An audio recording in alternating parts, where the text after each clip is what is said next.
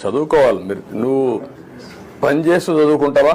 పోనీ ఎందుకు రాదురా? మాకు వచ్చి మేమంతా వచ్చి చదువుకున్నావా? ఇష్టపడి చదువుకున్నావు.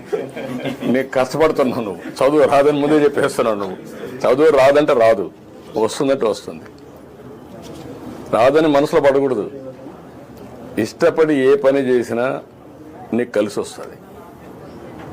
ముందు నీ మీద నీకు నమ్మకం ఉండాలా. కుర్రాడివి కదా నువ్వు, ఎప్పుడు గొర్రెలే మేపుతావా? నెక్స్ట్ లెవెల్కి వెళ్ళాలి కదా.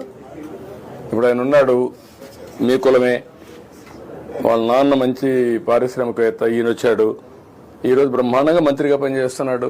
మరి నీ మారిగా గొర్రెలే మేపుకుంటా అనుకుంటా ఆయన ఏమో ఉండేవాడు. ఏమంటావు? చదువుకుంటూ గొర్రెలు మేపు.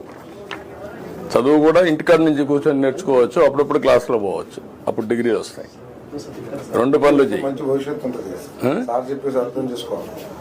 ఎందుకంటే చదువుకుంటే పెద్ద కష్టం కాదు. ఈరోజు సెల్ ఫోన్ వాడతావా? బ్రహ్మాండం కొడతావా? సెల్ఫీ తీస్తావా? మరి ఎట్లా నేర్చుకున్నావు?